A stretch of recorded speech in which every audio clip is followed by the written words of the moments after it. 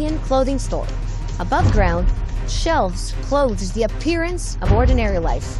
Below ground, rooms, weapons, and infrastructure used to manage Hezbollah activity. This is not a small detail. This is the model. Civilian life in Lebanon is the cover, and Iran's war against Israel is underneath the ground. In Kiryat Shmona, you can see very quickly that the north has normal life. There are open roads, there is movement, there's the beautiful landscape of the Galilee, but beneath all of that, there's a different feeling. The border is too close. The Lebanese villages are just beyond the hill. Every house on the other side will be a house, but it can also be an observation post. Every warehouse can be a warehouse, but it can also be a place where rockets, explosives, or the Ladwan force equipment after the elimination of Nasrallah, after the pager operation, after the precise strikes on commanders, on warehouses, on communication systems, and the Ladwan elite force. Hezbollah is no longer the same place it was before the war. It's still dangerous.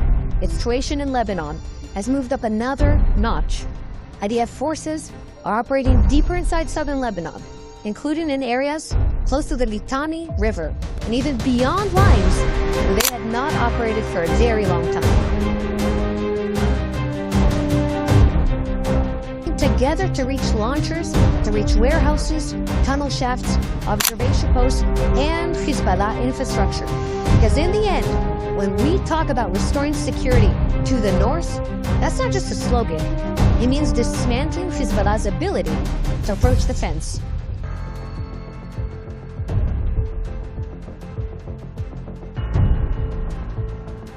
I want to explain what this place actually is. We just got a debrief off camera from the IDF intelligence on exactly what happened in this place. Underground, beneath us, underneath this store, was a compound that is a command and control compound and a storage compound for munitions. Essentially, they were using these as a base for anti-tank units. They moved 6 anti-tank missiles were fired from this very position, and that's how an IDF unit found this place. They came to eliminate the anti-tank unit and discovered first the holes in the wall and then the hole in the room that leads deep into that very substantial underground compound. And here was the case. In a clothing store, in a shop, we are descending into the Hezbollah terrorism tunnel. This is much narrower than this lens can actually explain and accommodate. So we've just come down a ways into the Hezbollah terrorist infrastructure. That's why they built this vast... Can you explain what this tunnel was actually used for? So this tunnel most likely was used as a command and control center for the Hezbollah battalion that was displaced and organized around the Al-Haram village. The fact that we assume that that was the case because of the amount of power, the generator, the air supply, the cabling and everything. So this suggests that this was probably the main objective. We also found here a lot of munition, Hornet missiles, AK-47s and things like that.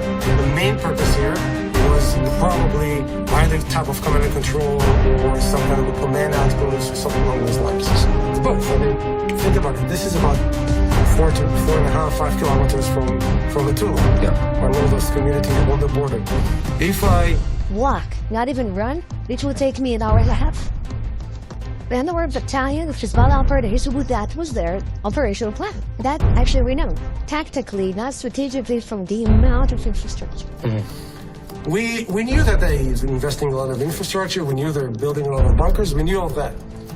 We were surprised to find nearly in each and every house or every second house some part of Hezbollah asset.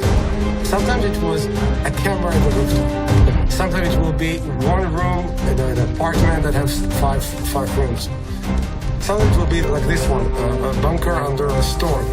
But what it taught us is that Hezbollah, over the years, did a systematic, highly invested, highly regulated and registered in terms of building the Shia villages, and many of the Shia villages as a military compound designed to attack our communities. So everything you see here is on an attack plan, not on a defense plan. Again, it's sometimes funny. I need to remind that everyone.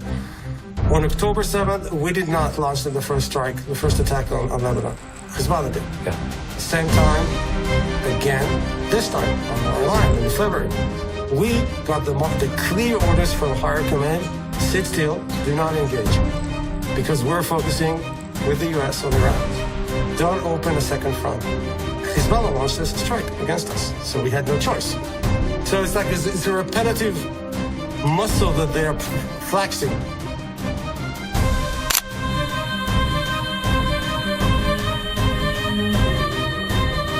Here, inside of El Khiyam, it is easier to understand that the tunnel is not only concrete and there is a plan.